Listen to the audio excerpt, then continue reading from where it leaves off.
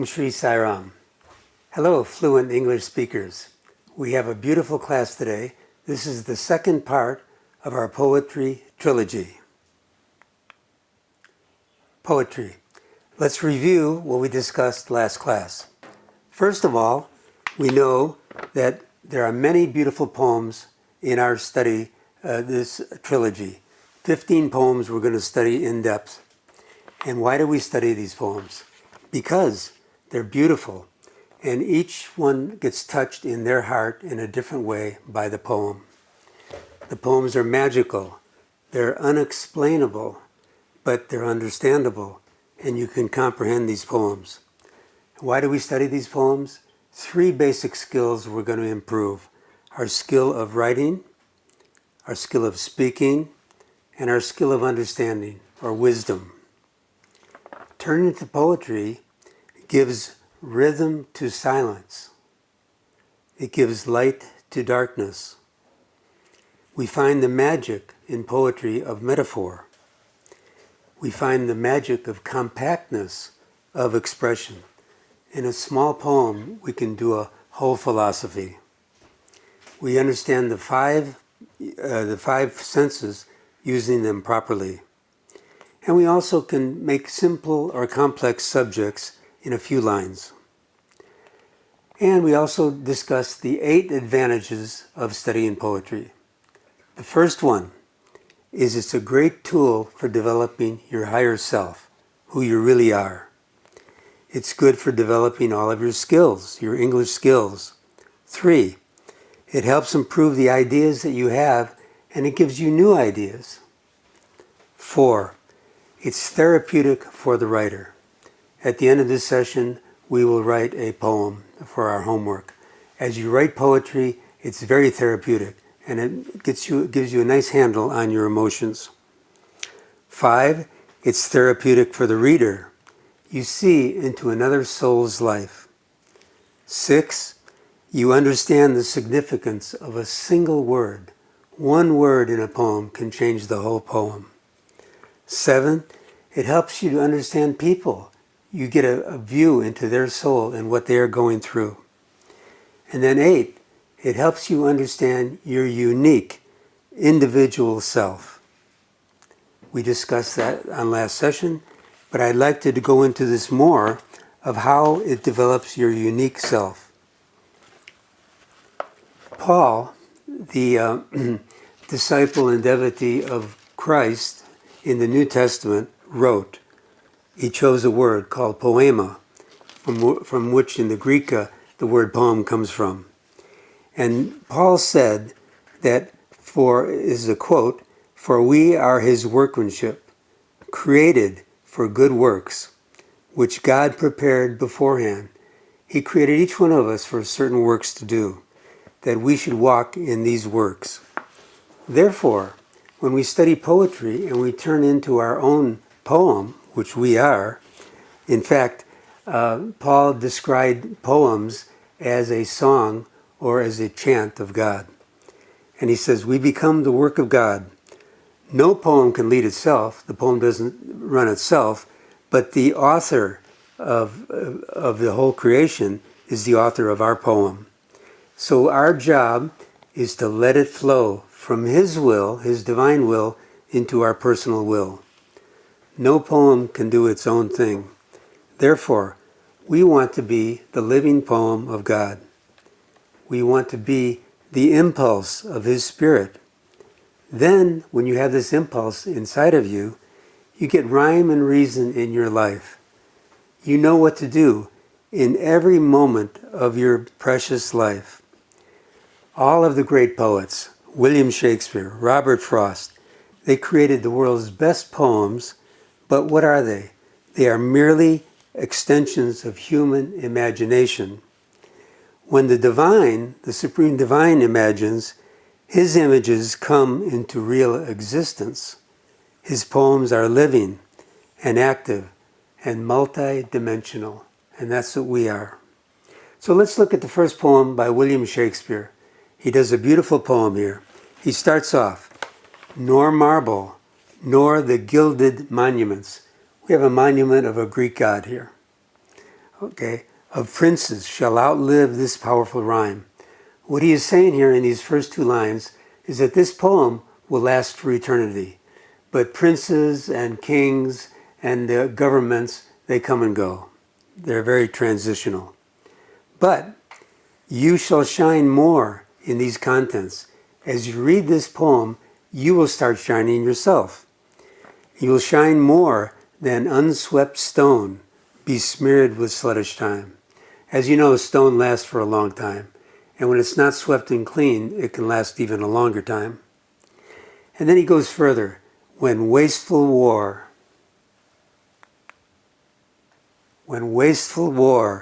shall statues overturn. We get into a war, one country captures another country, they take all the statues down, first thing. They don't want these.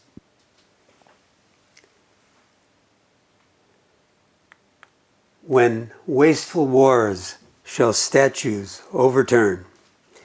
In a war, one country will come and capture another country, and all of the heroes that have statues, they'll tear the statues down right away. And of course, Shakespeare says, war is wasteful. It's a complete waste of time. And then he goes on and broils root out the work of masonry.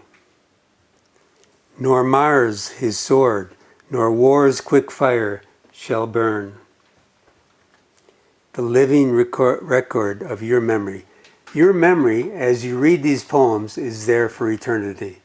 No matter what the sword is, no matter what the fires are, no matter what the statues are, your memory stays in place. Shall you pace forth, you're going to go on with your life, and your praise shall find room, even in the eyes of posterity. All of your life and the life of people to come will appreciate your poetry and the fact that you can read it.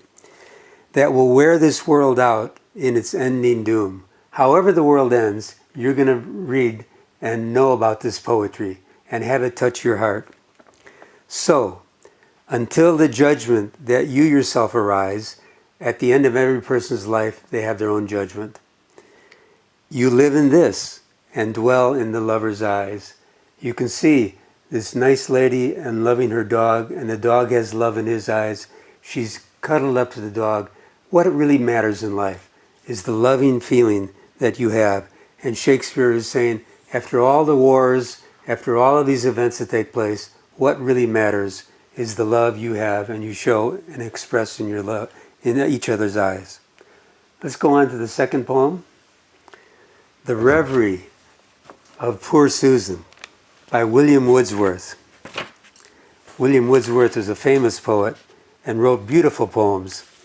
And this one, he starts off, he's in England, and at the corner of Wood Street when daylight appears. So this is at the beginning of the day. This one girl named Susan gets up, and she hangs a thrush that sings aloud. In the woods outside of her house, there's a thrush who's singing in the morning. It has sung for 3 years. She's lived in this house for 3 years. Poor Susan has passed by the spot and has heard in the silence of morning the song of that bird. So every day she has her pail and she goes past this bird and listens to him singing, waking up her day. It is a note of enchantment. She's enchanted. We've all heard birds sing in the morning. They're so beautiful. It helps, whatever ails her, she's enchanted. It helps her. She sees a mountain ascending, a vision of trees. She sees all the beautiful forest around her. Bright volumes of vapor through the Lothbury glide. And a river flows through the vale of Cheapside. This is a picture of Cheapside, and this river is flowing through. So sweet as she hears the sound of the river. Green pastures she views in the midst of the dale. Dale is another word for valley. In the middle of this valley, there are green pastures, and she walks through them, down which she often trips with her pail. She skips. In England, people like to skip, especially when they're young. And a small cottage, like a nest like a dove's. Here she has a small cottage, covered with beautiful foliage, nice red colors. It's like a nest.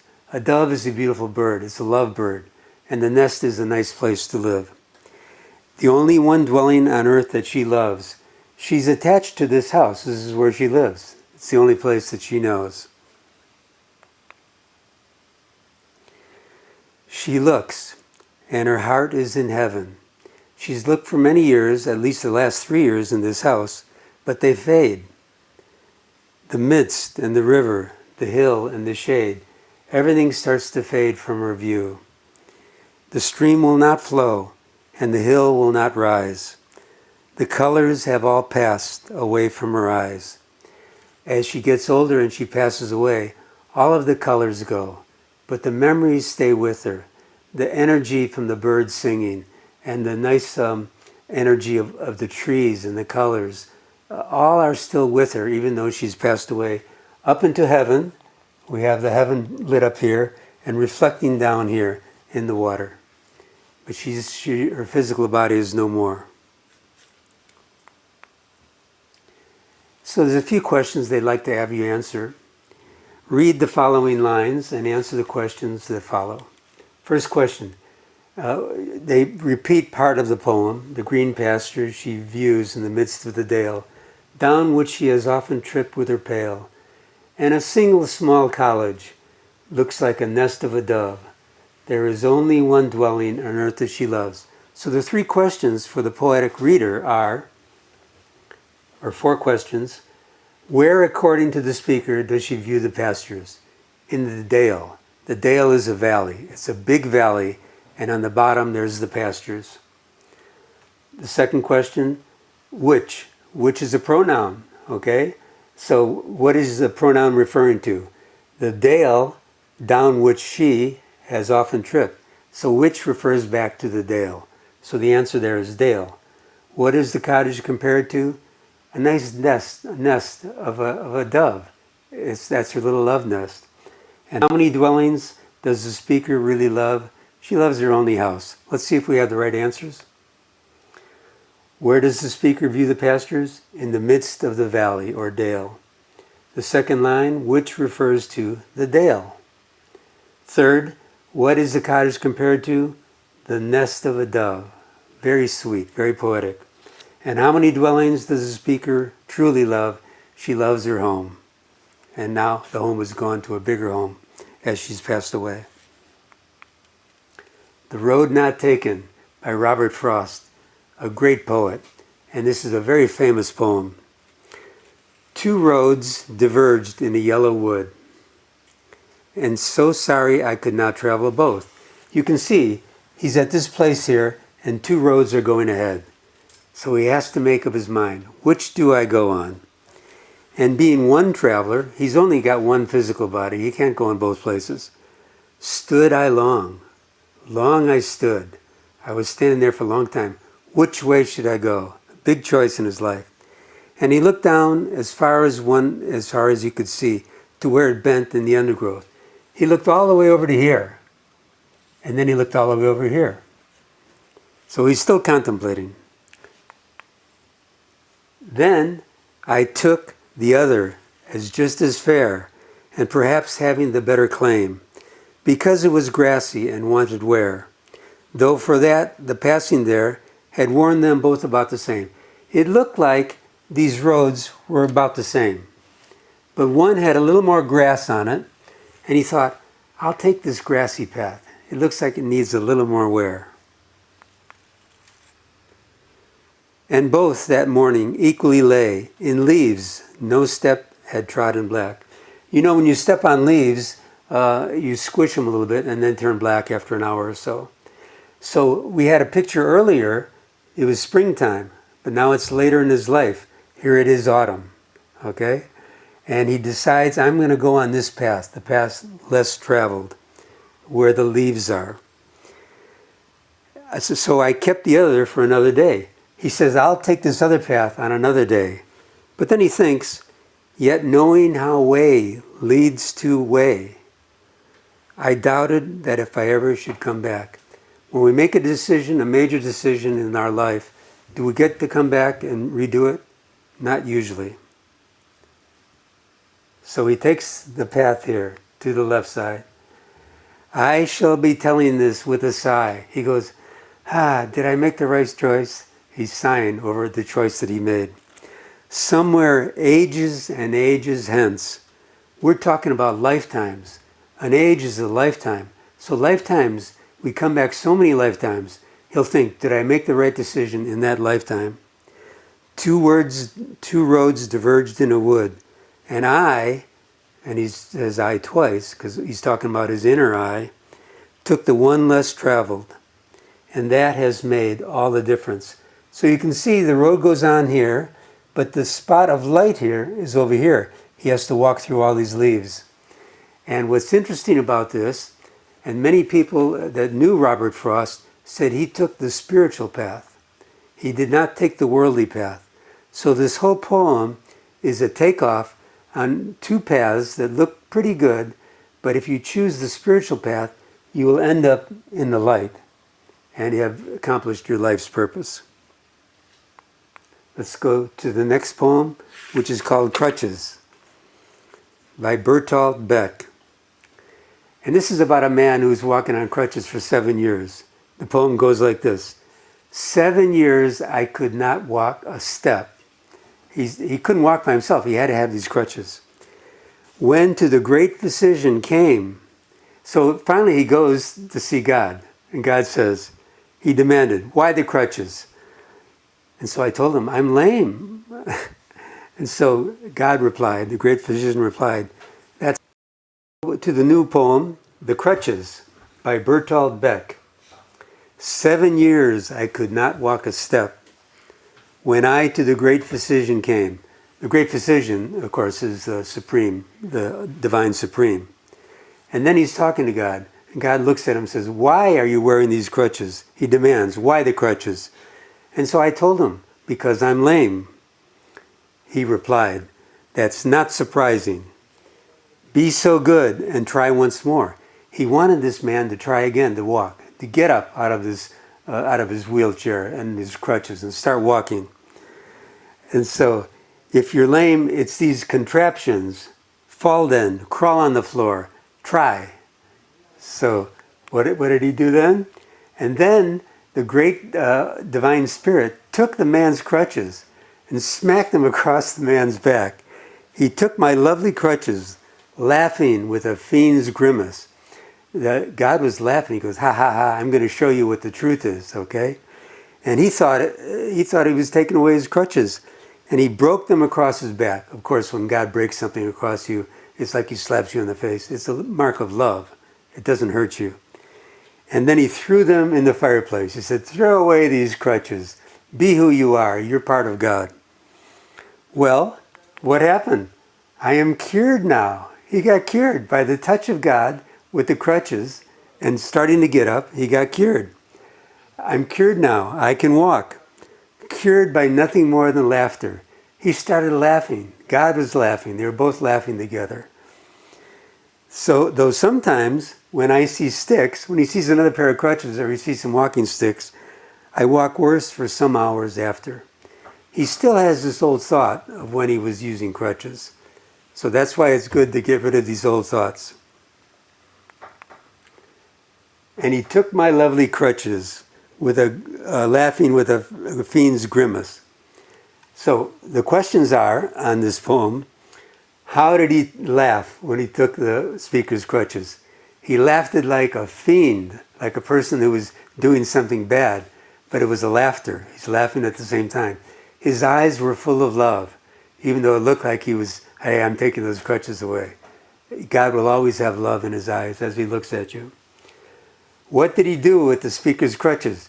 He broke them and he threw them in the fire. Get rid of these things. You don't need these things anymore. In the third line, them refers to, them is a pronoun. It refers to the crutches. We're not going to keep saying crutches. We say we threw the crutches into the fire. And 4, where were the crutches thrown? In the fire. We don't need them anymore. Let's see if our answers are right.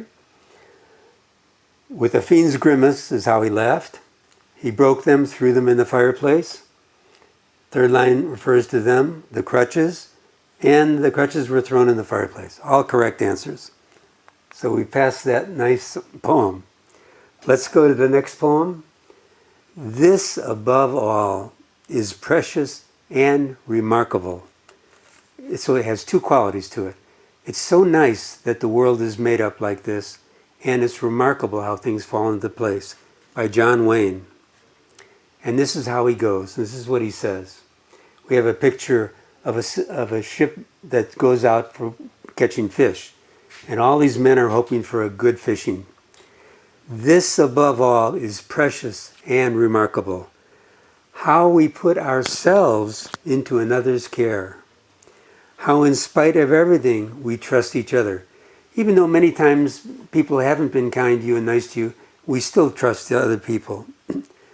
And they look at this. The fishermen, at whatever point they are dipping and lifting on the dark swell of the ocean, they partly think of as home. They fish all day, so the ocean is part of their home. They hear the gale warnings that fly to them like gulls. They all have a radio. It's all tuned into the weather, okay? So when they hear a warning, they take their ship and bring it inside. And how do the people trust each other? The scientists. They study the weather for the love of studying it. They want to figure out what's going to happen with the weather, and that's their job. Not especially for the love of the fishermen. They're not thinking about the fishermen. They're thinking about their job and predicting the weather. And the wireless engineers do the transmission for the love of the wireless.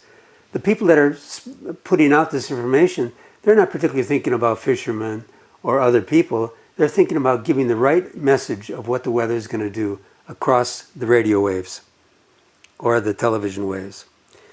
But how it adds up is when that terrible white malice, you can see these waves are huge. It's a big storm that comes in. And the waves are as high as cliffs. And they let loose to seek a victim. These storms come in, they like to find somebody and drown them or at least kick them out to sea. But because of the wireless engineers and because of the scientists, they've discovered what the weather is, and they know in hours in advance, hey, get off the ocean, a storm is coming. The fishermen are somewhere else. They're back in their toddy shops having some lunch or something, and they are not drowned.